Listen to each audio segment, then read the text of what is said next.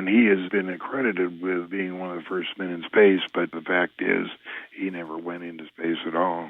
It's amazing to hear all of this. Seriously. It's amazing stuff. I was listening to an interview you did with Project Camelot, where in one part of it you shared a bit about, you had like an AIDS briefing, and you talked about the protein coat is on the virus itself. Can you talk about that? Yeah, Bob was given a briefing up at the test site on how they made AIDS and what they made it for, and the doctor's name was Armdarnett. And he felt that they had real respect for this guy because when he was reading the book, wherever they mentioned his name, it was in raised lettering, in other words, it was embossed. And it told about how it would work as it was a protein covering of the virus that would not let the T cells go in and protect, the T4 cells go in and protect the body. What it said was the cure was Trichothanthus curalaui, which is a Chinese cucumber, and mix it with some other chemical, I forget what it was. You could inject it into a person, and even if he had a red cell count of 25 or lower, that within a week of these injections, he would be completely and totally cured and never be affected again by AIDS. God, I knew it was developed here. I just knew it.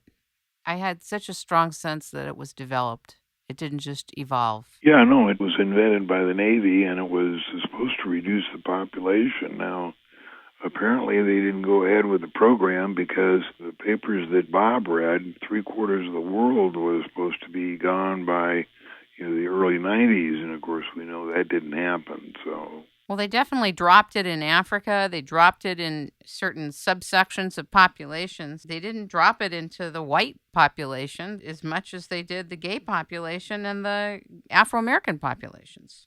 Yeah, I don't think it's dropping it. I think it's inoculation.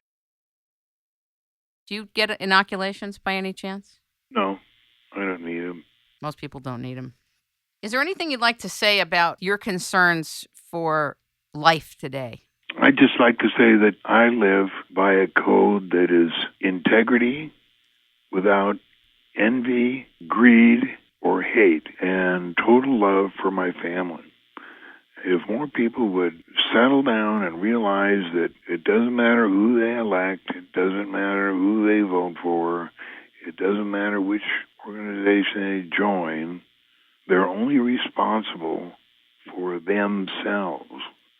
And spend as much time as you can with your wife and your children.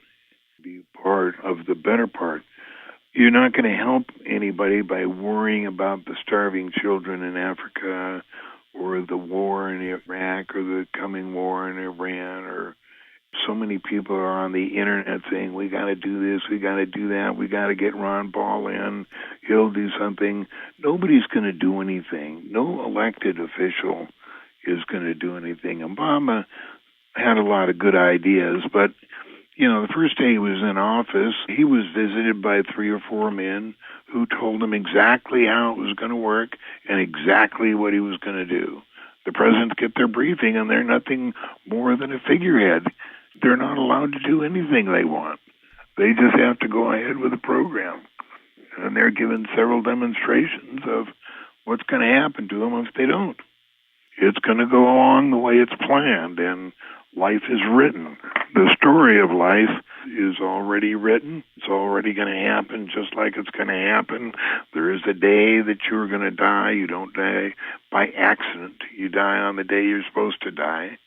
So the best thing to do is live with integrity and without envy, hate, or greed, and to spend as much time as you can with your family, expressing your love to your family. And that doesn't mean a love you, hon, as you run out the door.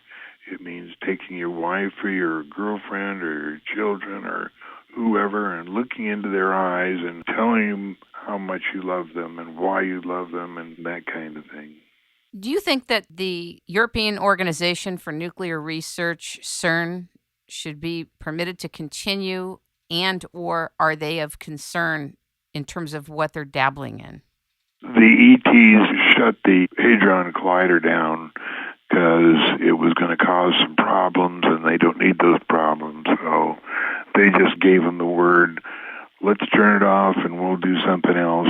We'll do this some other time. You really think that's what shut it down? Oh, absolutely.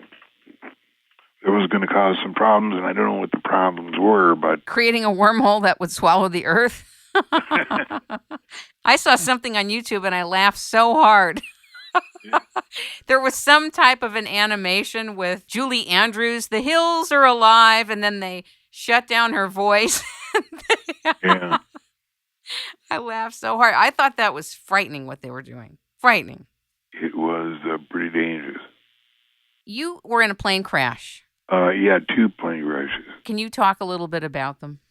Sure. One was when I was 17 or 18 years old in Switzerland. I was doing some aerobatics, illegal aerobatics, over a boarding school that I had attended for several years, and I misjudged my altitude in doing a spin, and I actually spun right in, which means that I hit at an altitude or an attitude of 45 degrees, banged myself up pretty bad, broke both ankles, both feet, both legs in 3 places, my jaw in 2 places, lost all my teeth, had a concussion, broke my nose, broke my jaw, was in pretty bad shape. As a matter of fact, only a couple of years ago did I start to remember something that happened when I was going to the hospital in this ambulance. And I remember being above my body and looking down at me. There was somebody else there. And I said, I don't think I'm going to make it. And I said, oh, why not? You've got plenty of flying left back in you. I said, no, I'm not getting enough air. I am sure I'm not going to make it. But shortly we got to the shore, and I got some supplemental oxygen and pulled through, but it did bang me up. It was about 6 months before I could fly again. And throughout my career of 40 years, it hasn't bothered me except that I have a noticeable limp because both feet were really torn apart.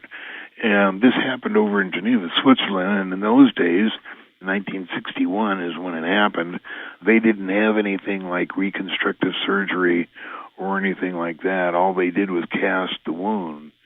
So there was nothing they could do, and right now it's a complete mess and causes me pain 24 hours a day. But it's just something, it's just a challenge that I have to meet with integrity and without envy, hate, or greed.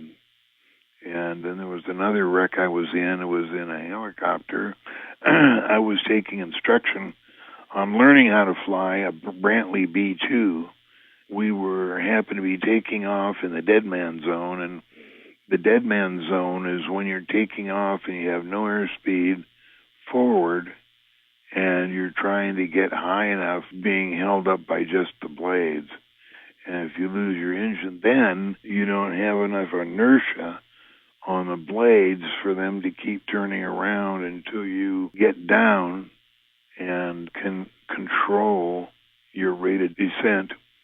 And that's what happened to us. We got up about 300 or 400 feet, and then when it happened, went immediately into auto rotation, but it wasn't quick enough. So, did you think you were going to die then? No, it was just we weren't going that fast. However, the instructor did say, we're dead. But I didn't believe him. And we got through with it. You know, we crawled out by ourselves, and there was no big deal. I'm sure it didn't help your already existing physical ailments that are hurting you, though. Yeah, I'm sure my feet were damaged beyond all belief. But my career of 40 years as an airline pilot, I made it through because I didn't give it much thought, and I loved to fly so much.